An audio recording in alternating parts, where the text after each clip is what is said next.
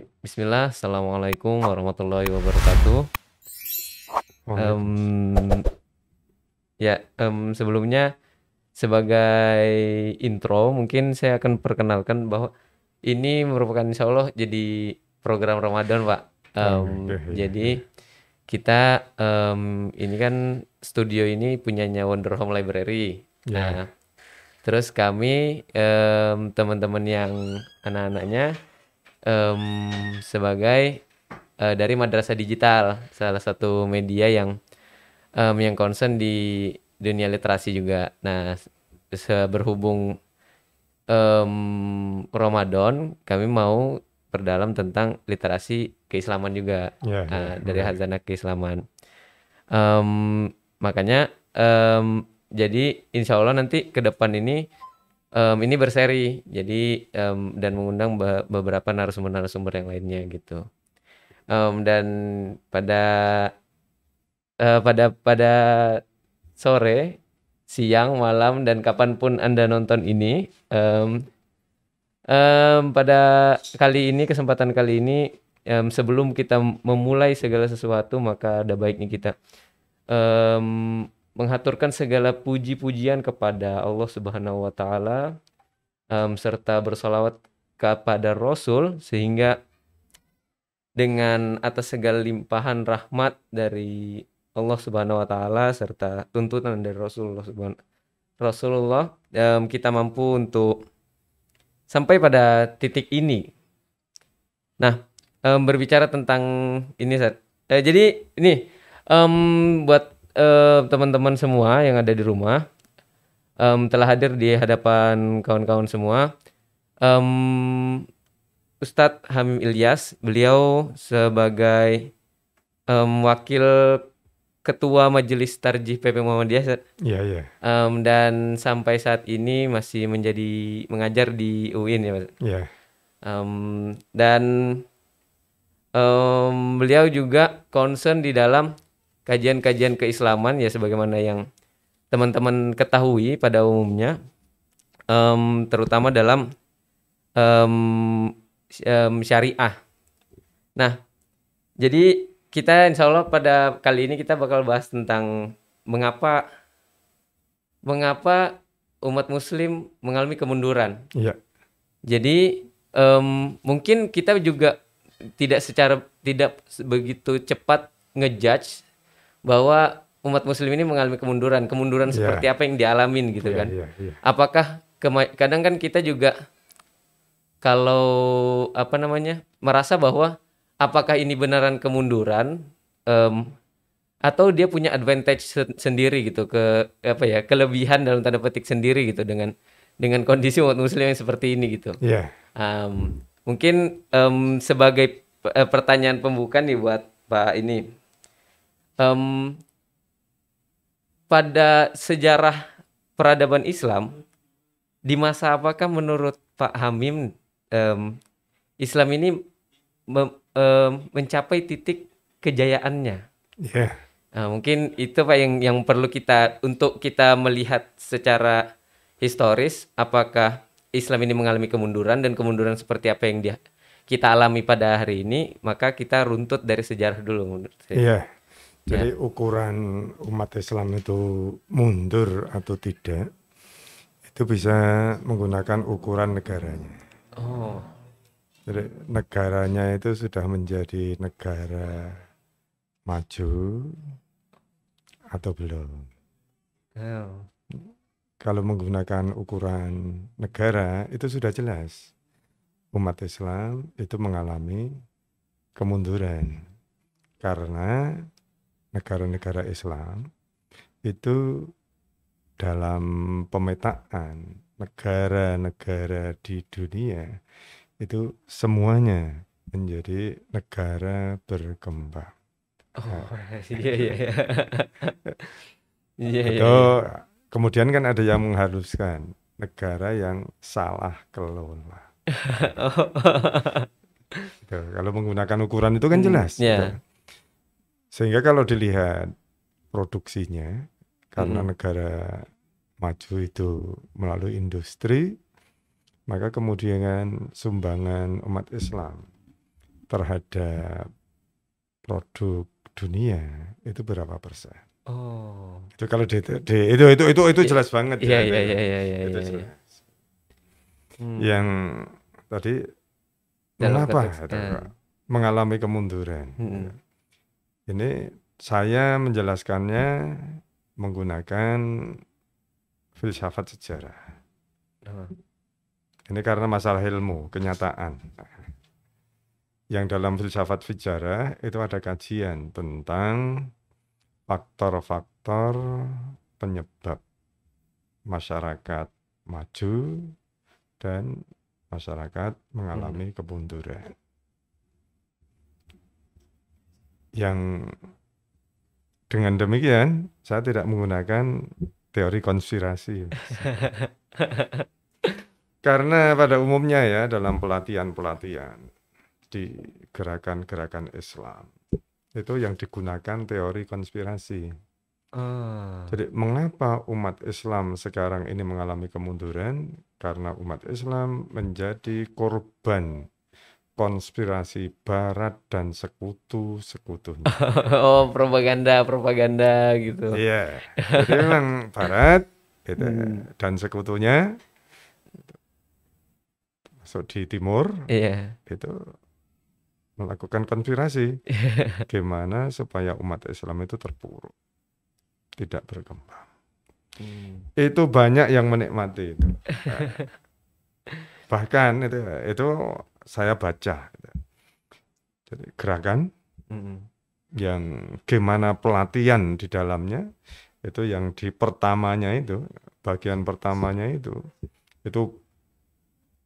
diterbitkan dalam buku-buku itu dijelaskan di situ. Pertama dalam pelatihan itu apa penyebab kemunduran umat Islam? Karena umat Islam menjadi korban konspirasi Barat dan sekutu-sekutunya. Dan ini dalam kenyataan nggak benar. Oh. Iya, karena ada kenyataan. Negara yang penduduknya 100% Muslim, Somalia, di Afrika, bisa mengusir Barat. Perancis masuk, bisa terusir. Amerika masuk, kemudian juga bisa terusir. Tapi setelah mereka berhasil mengusir Barat, mereka konflik antar mereka sendiri. Dan negara mereka sudah jelas kemudian menjadi negara yang gagal. Dalam pengertian negara yang tidak bisa memberikan hak-hak warga negaranya. Termasuk hak-hak dasar. Hak dasar rasa aman, mereka nggak bisa memenuhi itu. Apalagi kesejahteraan. Sehingga ini teori konspirasi nggak benar. Nyatanya ini bisa mengusir yang membuat konspirasi kok tetap nggak maju. Tetap menjadi negara gagal. Nanti kita lihat ini Afghanistan dengan Talibannya. Iya, benar. Sudah berhasil ya. Dulu mengusir Rusia, terus mengusir Amerika. Tapi nanti apa yang terjadi? Itu ya, kalau mereka kemudian ya tidak melakukan pembangunan, ya, mereka pun akan menjadi negara gagal. Iya. Sehingga teori konspirasi ini dalam kenyataan tidak benar. Karena itu ya seharusnya ditinggalkan oleh gerakan-gerakan Islam. Sebab kalau teori konspirasi ini yang gunakan dalam pengkaderan di gerakan-gerakan Islam, maka yang berusaha dibentuk adalah militan-militan yang memiliki keberanian untuk melawan Barat dan sekutu-sekutunya. Akhirnya cuma tendensi aja ya, Pak ya? Iya. Oh. Kalau kemudian gerakan Islam itu melawan Barat, maka kemudian mereka mau melakukan apa? Konflik berkelanjutan aja kan. Konflik berkelanjutan. Padahal yang butuhkan umat Islam Mm-mm. untuk mengatasi ketertinggalan tadi itu, supaya tidak menjadi negara berkembang terus dan bisa menjadi negara maju, maka umat Islam harus melakukan pembangunan. Yang melakukan pembangunan ini menggunakan, kalau menggunakan filsafat sejarahnya, itu saya gunakan dua teori dalam filsafat sejarah. Yang pertama, teori yang pertama itu teori challenge and response. Jadi masyarakat itu maju, berkembang dan terpuruk itu tergantung pada responnya kepada tantangannya. Jadi tantangannya itu apa? Maka kemudian dia harus direspon secara kreatif. Dan ketika merumuskan tantangan ini benar gitu lah. Oh iya. Kalau tadi teori konspirasi tantangannya itu enggak benar. Tantangannya cuma entitas Merumuskan seseorang tantangannya aja. itu tantangannya ini Barat. terpuruk karena Barat yang melakukan kontribusi. Maka usir Dan aja. itu tidak sesuai dengan kenyataan. Iya. Oke, ada konspirasi. Ada, mereka itu ya berusaha menghalangi. Tapi kalau umat Islam itu melakukan pembangunan itu bisa diatasi gitu loh. Dan itu sudah membuktikan. Korea Selatan. Iya. Itu bisa menjadi negara maju, ya semula pasti ada gitu loh. Penghalangnya, kendalanya ada, tapi mereka lakukan pembangunan. Karena itu kemudian mereka bisa maju, maju, bisa sejajar dan bisa jadi nanti melampaui negara-negara yang sudah maju berikutnya. Terus yang teori yang kedua nanti akan saya jelaskan, ini teori yang diperkenalkan oleh Nejatullah Siddiqi. Faktor kemajuan dan kemunduran masyarakat bangsa itu adalah moral, kesalehan. Yang ini dulu Islam mencapai puncak kejayaannya, memiliki peradaban yang maju pada zaman Abbasiyah itu karena umat Islam memberi respon yang pas terhadap tantangan yang dihadapi. Tantangannya apa ketika itu? Ini tantangan ini sudah dirasakan oleh Nabi Muhammad SAW. Nabi Muhammad Arab. Arab tidak memiliki negara. Tidak memiliki kerajaan. Sementara di sekitar Arab ada Bizantium, ada Persia. Yang ketika itu dua negara ini merupakan dua negara besar di sekitar Arabia. Nabi sadar, bangsa Arab, umat Islam, kalau tidak membentuk negara nggak bakalan bisa mengimbangi Persia dan Romawi ini. Karena itu Nabi membangun negara. Di Mekah nggak bisa, hijrah ke Madinah. Dan ketika umat Islam itu membangun negara, itu sesuai dengan perkembangan yang dialami oleh umat. Ketika Nabi masih di Mekah, umat Islam sedikit, belum bisa menaklukkan, mengalahkan kawasan yang lain, maka negaranya negara kota Madinah. Setelah Islam melakukan futuh. Fatuh ini sebetulnya bukan penaklukan, pembebasan. Itu yang ditiru Amerika ketika menyerbu ke Irak. Itu alasannya kan pembebasan. Cuma kemudian Amerika kan kemudian menjadi Irak seperti itu. Kalau Nabi dulu melakukan fathu, pembebasan itu, kemudian hasilnya dirasakan. memang kawasan, negara atau daerah yang ditaklukkan Islam itu kemudian merasakan pembebasan yang dilakukan oleh Islam. Memang kemudian mereka bisa merasa terbebas dari penindasan yang mereka alami dari penguasa Persia, dari penguasa Romawi. Ini ketika awal negara kota Madinah.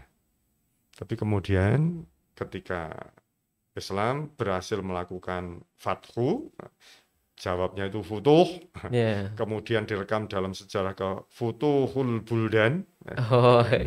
Jadi pembebasan negeri-negeri di sekitar Mekah Madinah. Maka kemudian di zaman Nabi kan negaranya menjadi negara protektorat. Negara yang berhasil dibebaskan itu kemudian di bawah perlindungan negara kota Madinah. Itu kayak Inggris ke Australia kayak gitu. Ya, gitu lah. Ya. Karena lebih jadi penjajahan. Dulu mereka kan penjajahan ya. Setelah pembebasan terus kemudian menjadi protektor. Nah, zaman Nabi seperti itu. Iya. Jadi terafiliasi negara itu sama ini. Jadi dalam perlindungan negara Islam.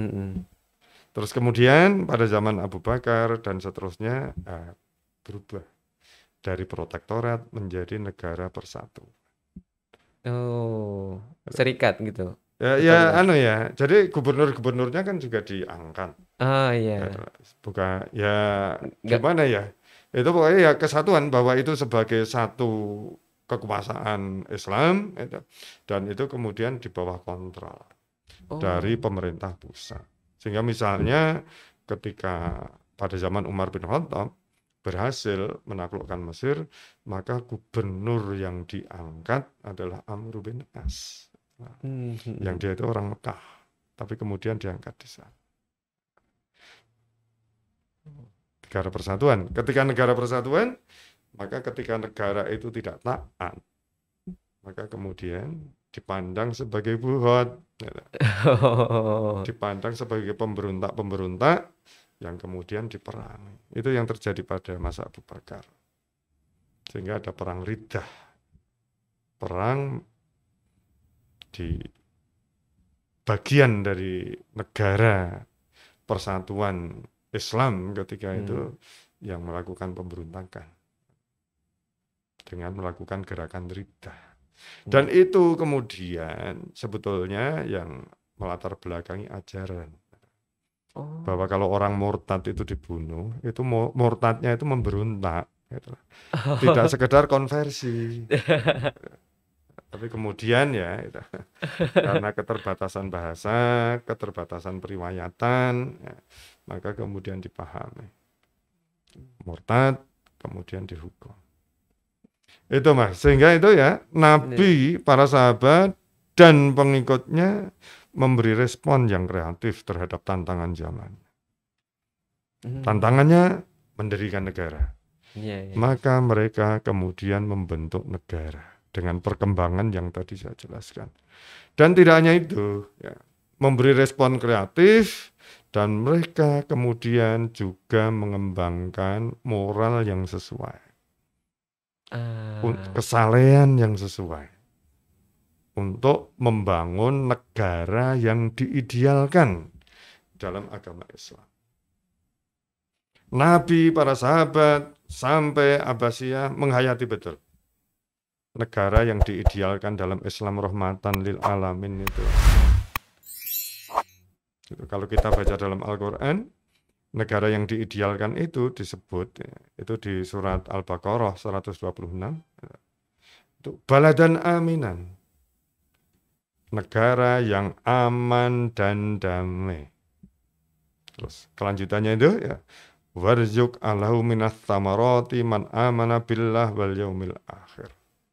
Ini kan idealisasi negara itu melalui doa Nabi Ibrahim. Ya, melalui doa, Mas. Jadi doanya Nabi Ibrahim itu ketika itu doanya untuk Mekah. Mekah itu supaya dijadikan negeri yang aman dan damai. Terus ini untuk aman dan damai ini doa Ibrahim inklusif. Baik warga negara yang muslim maupun bukan muslim. Beriman itu tetap berhak untuk mendapatkan keamanan dan kedamaian. Tapi kelanjutan doa Nabi Ibrahim ini yang berikutnya itu eksklusif. Rezeki buah-buahan hanya untuk orang yang beriman kepada Allah dan hari akhir. Eksklusif. Sehingga kesejahteraan itu hanya untuk orang yang beriman saja. Tapi langsung dijawab oleh Allah. Wa man kafara fa umatti'uhu qalil. Orang yang kafir aku beri kesenangan, kesejahteraan sebentar di dunia. Kemudian aku jerumuskan ke neraka. Sehingga doa Ibrahim yang eksklusif ini tidak dikabulkan oleh Allah. Tidak begitu, Him. Orang ngono, Him. Orang kafir pun berhak untuk mendapatkan kemakmuran. Ini Mas, negara yang ideal dalam Al-Quran. Aman, damai, kemakmuran untuk seluruh warga negara. Terus kemudian yang populer ya, sejak zaman Masumi, baldatun thayyibatun wa rabbun ghafur. Dan kemudian Muhammadiyah pun itu juga di Muqaddimah anggaran dasarnya itu menjadikan Indonesia itu menjadi baldatun thayyibatun wa rabbun ghafur. NU juga seperti itu. Menjadikan Indonesia menjadi baldatun thayyibatun wa rabbun ghafur. Nah ini baldatun thayyibatun wa rabbun ghafur itu apa toh? Biasanya hanya diartikan dengan negara yang adil makmur. Gak cukup Mas. Dalam kitab-kitab tafsir disebutkan baldatun thayyibatun ini merujuk ke negeri Sabak. Dan negeri Sabak itu negeri yang laisa fiha dzubabatun wala ba'udatun. Negara tanpa lalat dan tanpa nyamuk. Itu berarti negara yang memiliki wawasan lingkungan hidup. Oh. Iya. Sehingga ketika sekarang kita itu pembangunan berkelanjutan.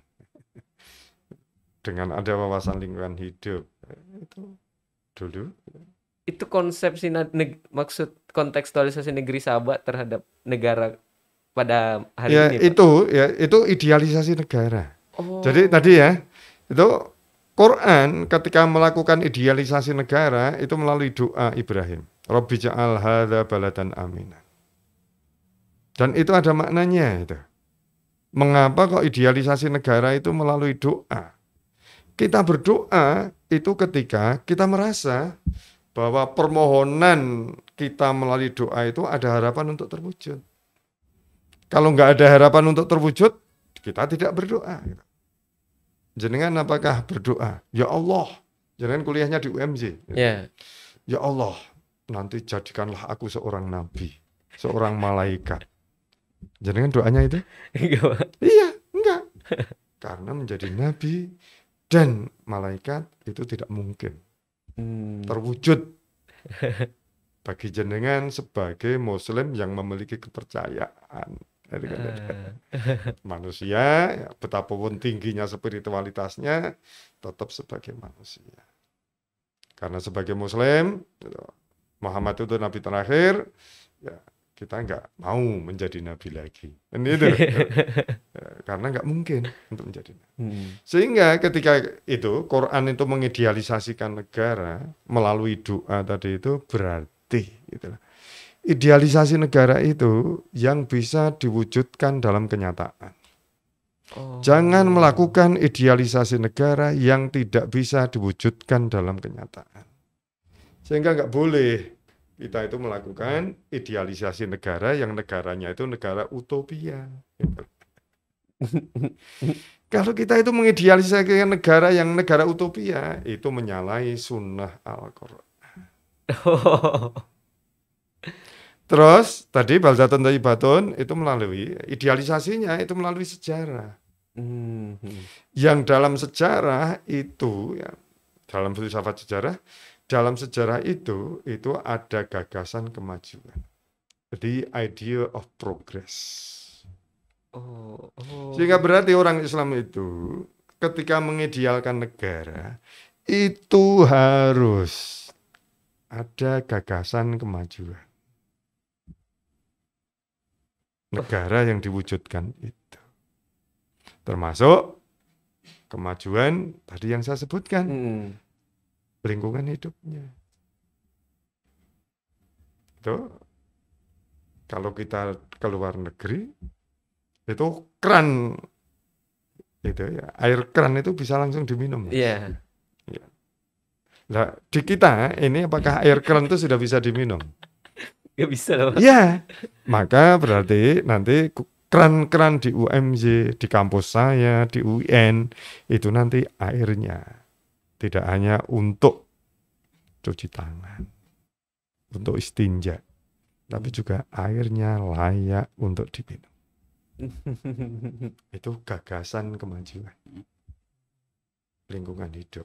Kampus saya itu dekat sungai Gajah Uwong. Iya. Kalau ini punya gagasan kemajuan, maka kemudian sungai Gajah Uwong itu nanti airnya dibuat layak minum.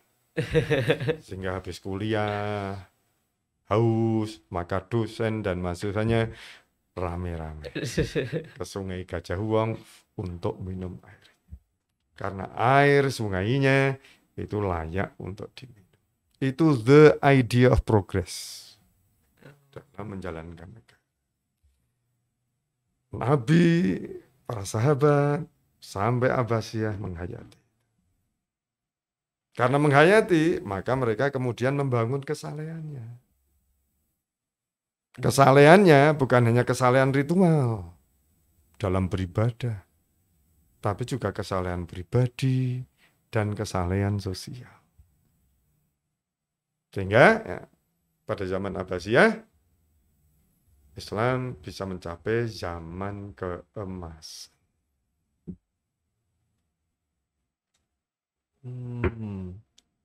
Cuman banyak ini Pak, yang saya sering dapati dalam beberapa literatur tentang sejarah Islam. Kan tadi kita bahas secara filosofis tentang bahwa ada challenge yang harusnya diputuskan. Kita decision, kira-kira challenge-nya ini sebenarnya apa gitu. Dan how to respond it kan. Nah, cuman yang dalam itu kan secara universal kan Pak. Nah, dalam beberapa konteks problem yang dialami umat muslim itu adalah pada konteks politiknya dan pendidikannya. Menurut Pak Hamim itu seharusnya politik dan pendidikan itu dalam kerangka respon terhadap tantangan itu. Jadi Nabi, para sahabat sampai Abbasiyah, politik dan pendidikan dalam rangka respon. Membangun negara yang baladan aminan, baldatun thayyibatun wa rabbun ghafur. Yang sekarang ini seharusnya juga politik dan pendidikan pun tetap dilaksanakan, diselenggarakan dalam kerangka respon terhadap tantangan yang dihadapi oleh umat Islam sekarang. Tantangannya sekarang bukan membentuk negara. Umat Islam Indonesia sudah memiliki negara Republik Indonesia, Malaysia sudah memiliki negara kerajaan Malaysia, Arab Saudi sudah punya. Yang karena negara sudah punya, ini kan persoalannya gimana? Umat Islam itu kemudian bisa maju sejajar dengan yang lain tadi. Tadi yang saya sebutkan pembangunan. Ini karena apa? Ini pembangunan ini merupakan bentuk respon. Karena tantangan kita sekarang itu, dan ini ya faktor penyebab umat Islam sekarang ini terpuruk, itu karena zaman sekarang itu sudah zaman industri. Yang zaman industri itu produksi dengan menggunakan tenaga mesin. Mesin itu kan berarti teknologi. Teknologinya sekarang sudah generasi 4.0. Teknologi yang pertama kan mesin uap. Yang kedua itu ditemukannya listrik, sehingga produksi bisa massal. Terus yang ketiga ditemukannya internet. Yang keempat itu kecerdasan digital. Ini tantangan kita, Mas. Jadi umat Islam itu memiliki tantangan. Bisa melakukan produksi, menghasilkan barang dan jasa dengan sekarang sudah teknologi generasi keempat. Umat Islam belum merespon tantangannya. Karena umat Islam itu masih menjadi masyarakat agraris. Kok bisa, Pak? Iya, karena kemampuan produksi umat Islam itu masih menggunakan tenaga hewan dan tenaga manusia. Belum bisa menggunakan tenaga mesin. Contohnya konkret, Mas. Ada yang menghitung sehari semalam kita itu menggunakan 150 item produk industri. Bangun tidur ke kamar mandi, kita gosok gigi. Pakai sikat, sikatnya mereknya apa? Oh iya. Nggak bisa disebutkan ya mereknya. Nggak boleh. Terus kemudian pakai odol, mereknya apa? Mandi, pakai air kan? Airnya ditimbo atau pakai mesin air? Mesin air. Mesin air mereknya apa? Airnya ditampung. Di apa? Bak mandi. Bak mandinya terbuat dari keramik. Produksi apa? Lantai kamar mandinya keramik. Produksi apa? Pakai gayung. Gayungnya produksi apa? Sabunnya produksi apa? Samponya produksi apa? Pintunya aluminium. Bukan gedek. Anyaman bambu. Produksi apa? Kita sholat pakai sajadah, produksi apa? Kita makan pagi pakai piring, produksi apa? Sendok, produksi apa? Nasinya dari mana? Delenya tahu tempe itu produksi apa? Kita mencuci pakai sabun. Terus kemudian kita ke kantor pakai mobil, sepeda motor, produksi apa? Di kantor seperti di ruangan ini. Ini di ruangan kita ini ada layar televisi, produksi apa? Mic produksi apa? Headset produksi apa? Ini kamera, lampu ini produksi apa? Dari 150 item produk industri itu produk umat Islam berapa persen? Maka peradaban produksi umat Islam itu asfala safilin. Berarti rate produksinya. Iya, terendah di antara yang rendah. Itu tantangan kita. Jadi tantangan kita itu harus melakukan transformasi, melakukan perubahan sosial. Dari masyarakat pertanian yang hanya bisa melakukan produksi dengan tenaga manusia dan tenaga hewan, berubah menjadi masyarakat industri yang melakukan produksi dengan mesin teknologi 4.0. Sehingga ini ya, politik, pendidikan itu harus dalam kerangka itu.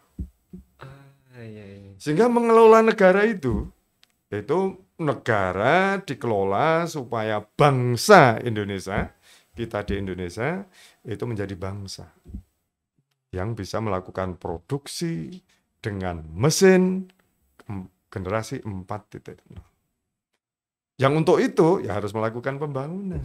Ya gitulah Mas. Sehingga Indonesia bisa menjadi new industrial countries. Negara industri maju. Dulu Orde Baru sudah direncanakan ke sana. Jadi ukuran negara industri maju itu kalau ekspornya untuk produk industrinya itu di atas 35%. Iya. Itu sudah ada ukuran-ukurannya. Mm-mm.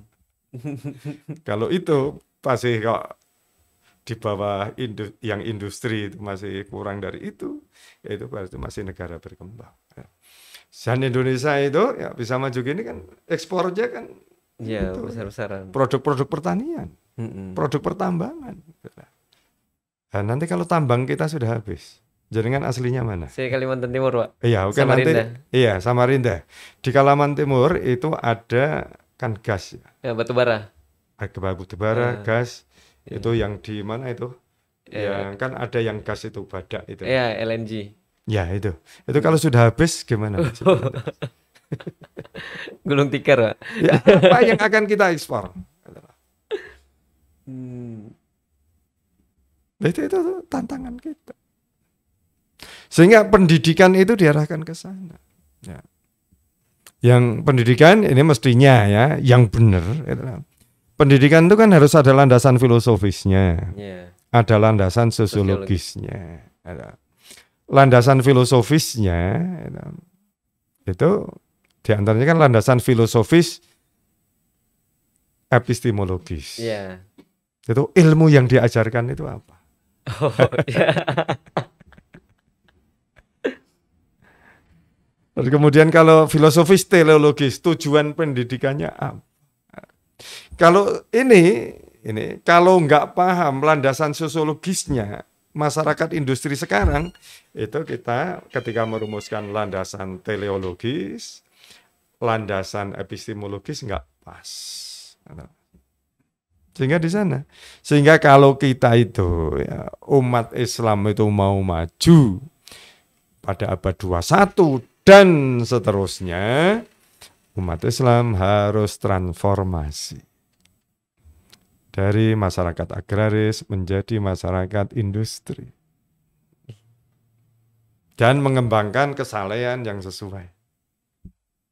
Yang dimaksud kesalehan yang sesuai itu gimana, Pak? Ya berarti kesalehan yang sesuai dengan challenge yang dihadapi ini. Oh. Jadi kesalehan itu oke, kita gunakan ada 3 kesalehan. Kesalehan ritual, kesalehan beribadah. Itu harus kita sesuaikan. Ibadah itu tidak untuk mencari pahala. Maksudnya, Pak? Ya kan selama ini kita itu beribadah kan untuk cari pahala. Iya, Pak. Tapi mestinya yang benar kan ibadah itu untuk mendekatkan diri kepada Allah. Oh, iya. Jadi mendekatkan diri kepada Allah, maka kemudian ibadah itu mengembangkan spiritualitas, kerohanian. Ketika kerohanian kita itu berkembang, maka kemudian akhlak kita berkembang. Sehingga tidak seperti sekarang. Rajin ke masjid, tapi korupsinya juga rajin. Itu karena tidak ada kesalehan ritual. Melalui ibadahnya. Jadi ibadah itu ibaratnya kegiatan untuk mengasih makan spiritual seorang. Spiritual kita, kerohanian kita. Sehingga akhirnya mampu memberi dorongan bagi moral. Iya. Yang benar kan gitu itu. Hadisnya jelas banget. Akmalul mu'minina imanan ahsanuhum khuluqa. Orang beriman yang paling sempurna imannya itu adalah yang paling baik akhlak. Sehingga orang yang dekat dengan Allah itu akhlaknya. Nggak ada orang yang dekat dengan Allah akhlaknya buruk. Itu. Kesalahan ritualnya sekarang harus dikembangkan ke sana. Jangan mencari pahala. Oke, itu nggak keliru ya. Karena di surat At-Taubah ayat berapa kan ada. Iya. Tapi itu not kemudian the main goal, ya? Iya. Kemudian kita ibadah mengabdi kepada Allah, tapi kita itu tidak punya mental pengabdian. Itu karena kita cari pahala tadi. Transaksional. Iya, keberagamaan kita pun transaksional. Gitu. Dan itu real, gitu loh. Terus kesalehan pribadi. Sehingga sebagai pribadi kita itu harus pribadi yang soleh. Soleh itu dalam bahasa Arab kan masdarnya solah. Ya, memperbaiki. Solah itu memperbaiki dalam pengertian yang khas. Solah itu ziddus sayyi'ah, lawan dari buruk, dan ziddul fasad, lawan dari merusak. Sehingga soleh itu baik dan membangun. Oh. Sehingga pribadi yang saleh Iya. itu pribadi yang Iya. baik dan membangun. Pribadi baik yang membangun itu kalau dalam Al-Quran gambarannya jelas banget. Ali Imran 159. Fatima rahmatim minallahi lintalahum. Hanya dengan lantaran rahmat Allah, kamu itu lemah lembut kepada mereka. Ini pribadi soleh itu pribadi yang lemah lembut. Terus fa'fu anhum, pemaaf. Wastaghfirlahum. Jadi pemaaf itu berarti bukan pendendam. Wastaghfirlahum, mohonkan ampunan kepada mereka yang melakukan kesalahan. Jadi tidak boleh mengutuk. Sehingga pribadi soleh itu bukan tukang kutuk. Terus kemudian kan ada wasyawirhum musyawarah. Musyawarah itu menghargai pendapat orang lain. Mengambil keputusan bersama. Sehingga nanti menanggung resiko bersama-sama. Mendahulukan dialog sebelum gontok. Iya. Terus ada wa idza azamta fatawakkal. Azam. Pribadi yang soleh itu memiliki azam, tekad yang kuat. Tekad yang kuat itu apa? Cita-cita yang tinggi, kerja cerdas, kerja keras, disiplin, tidak mudah menyerah. Dan di awalnya ayat itu kan itu, Mas. Iya. Fabima rahmatin. Hanya dengan lantaran rahmat Allah lah. Sehingga tanda orang itu mendapatkan rahmat Allah di dunia ini, orang itu memiliki karakter yang disebutkan dalam ayat tadi. Lemah lembut, maaf, tidak suka pelaknat, menghargai pendapat orang, punya azam yang tadi itu cita-cita tinggi dan seterusnya tadi. Surah Ali Imran 159. Terus juga tidak hanya itu. Pribadi soleh itu tidak hanya itu. Pribadi yang tangguh. Jaringan bisa baca Al-Anfal 6566. 65 di awal Islam, satu muslim standarnya mengalahkan 10 non-muslim dalam perang tanding ketika itu. Karena perlawanannya itu melalui peperangan. Tapi di akhir kemudian diringankan. Satu muslim mengalahkan 2 non-muslim dalam perang tanding. Itu sobiroh itu. Tangguh. Sekarang karena zamannya sudah zaman industri tadi itu tidak mengalahkan 2 non-muslim dalam perang tanding.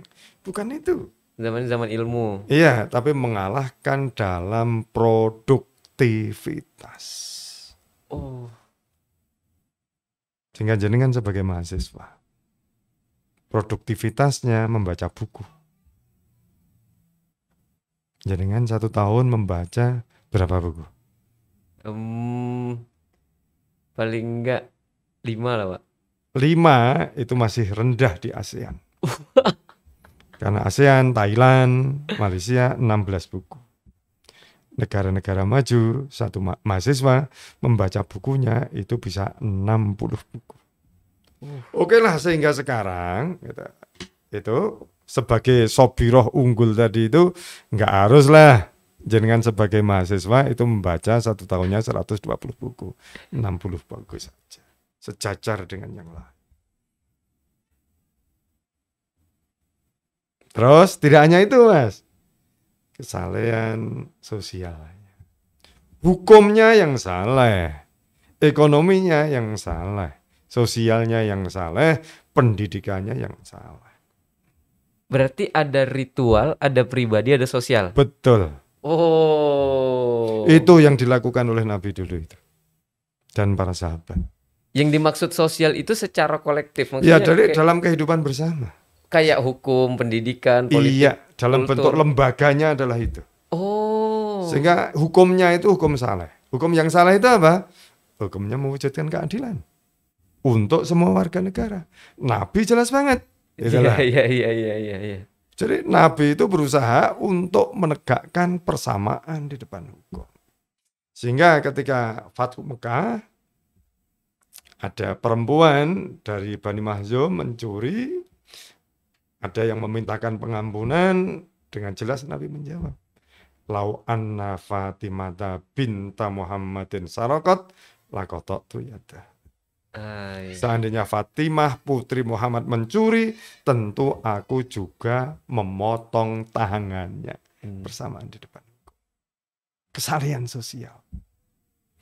Barang siapa menyakiti dhimmi, fakot adhan. Man adha dhimmiyan fakot adhan.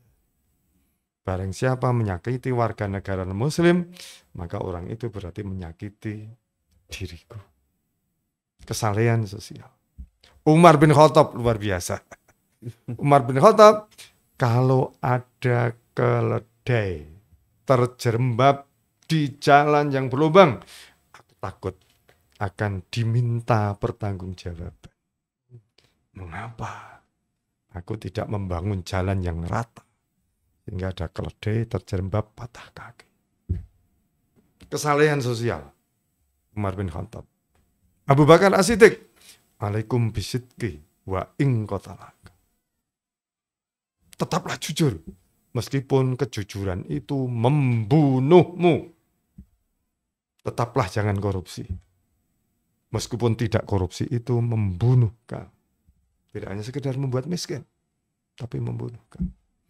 Ini Mas.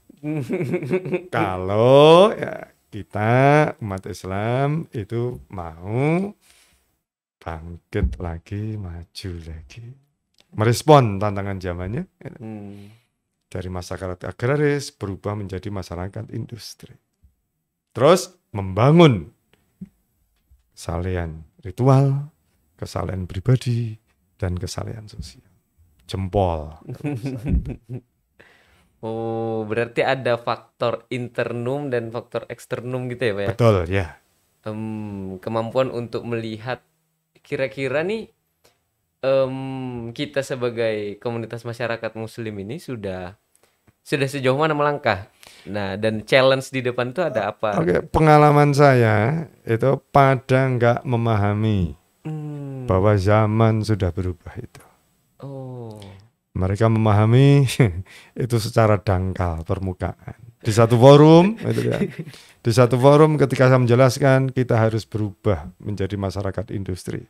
Kemudian ada peserta forum itu menyatakan, ngapain kita berubah menjadi negara industri? Contohnya itu loh, Lapindo.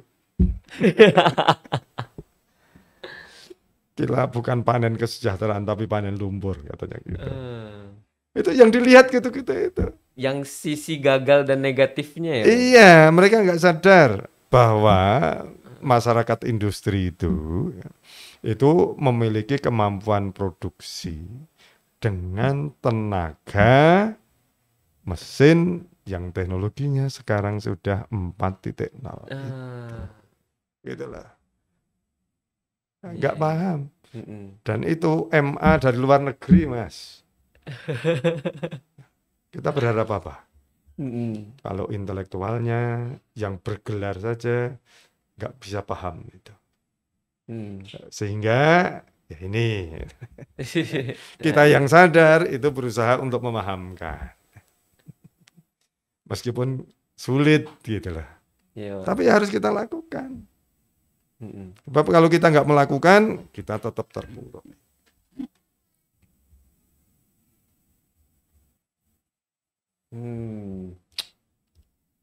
Menarik. Cuman ini Pak, yang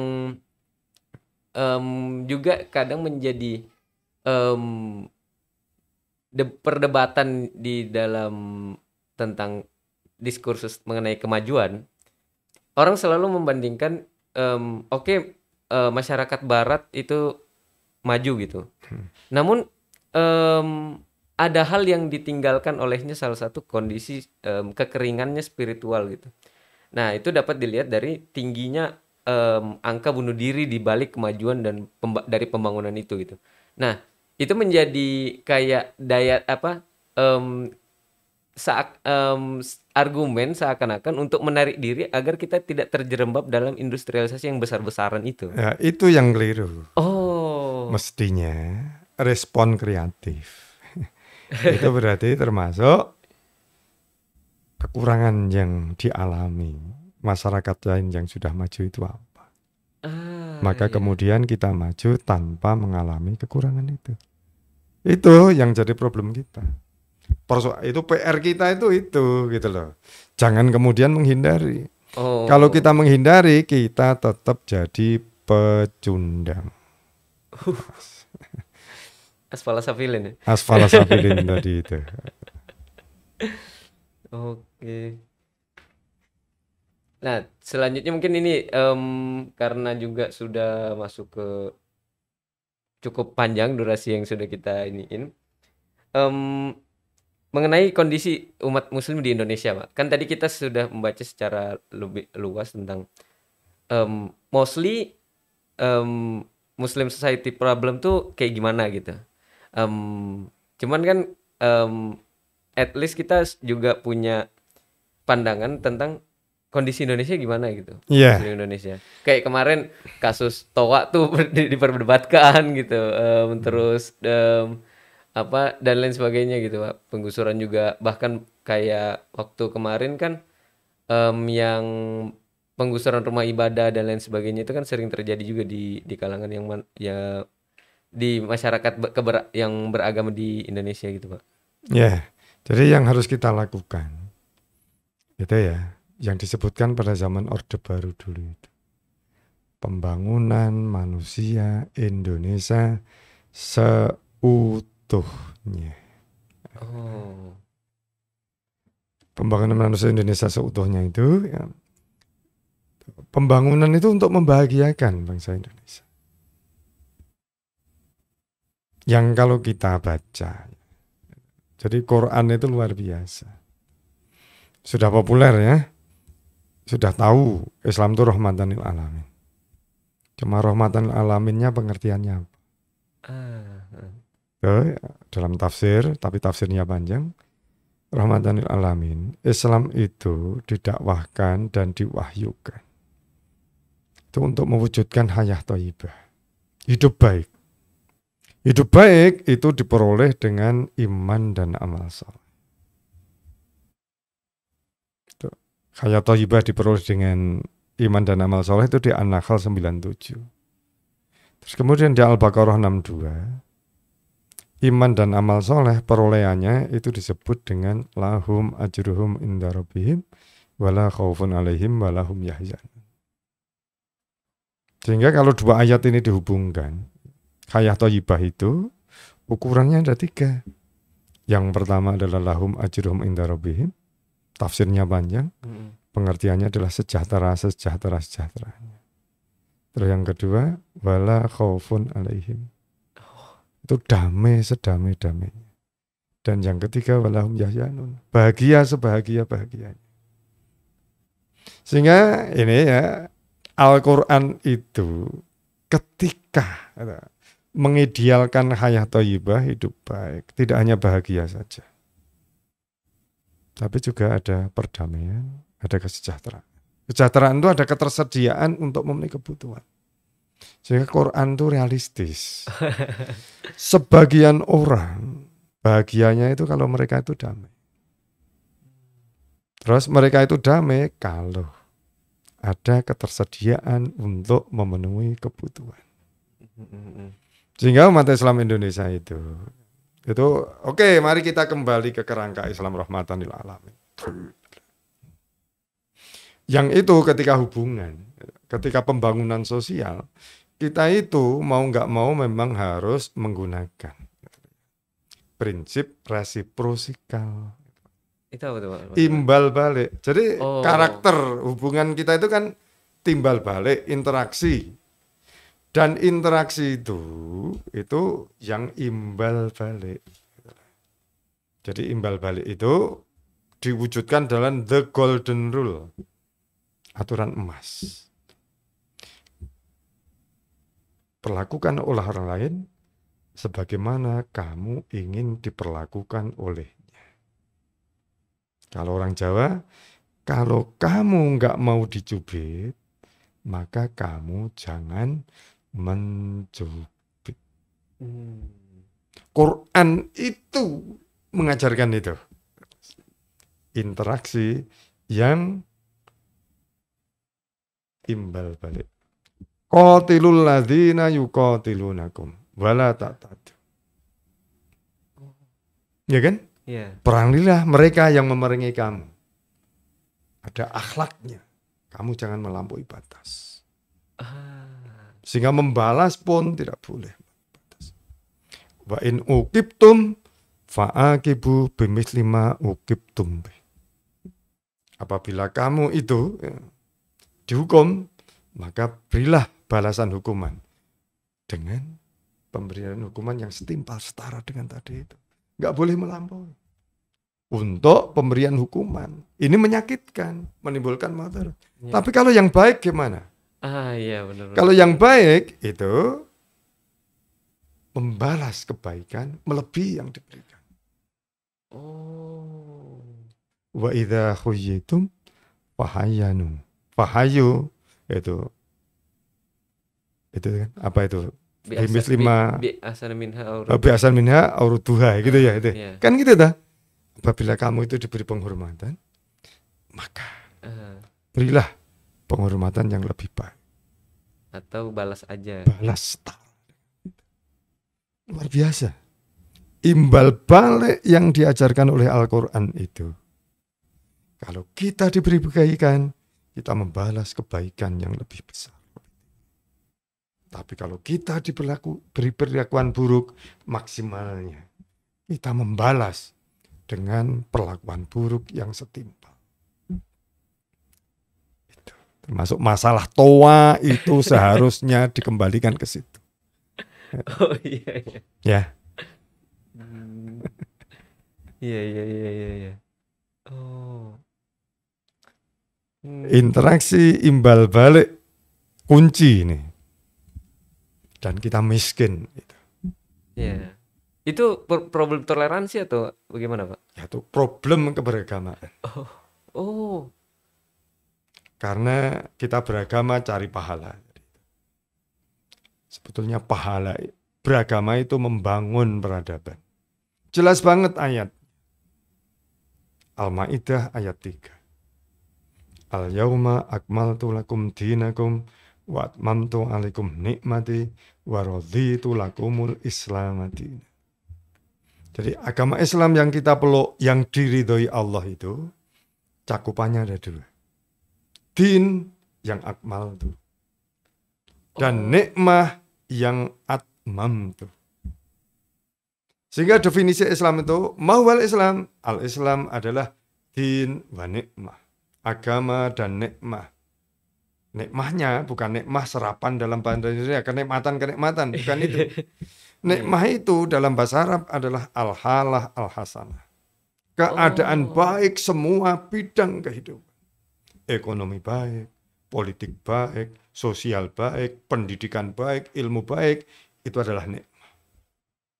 Dan kehidupan semua bidang itu bisa baik apabila diselenggarakan dengan peradaban. Peradaban dalam pengertian pangkal adalah kecerdasan pikiran dan kekayaan batin.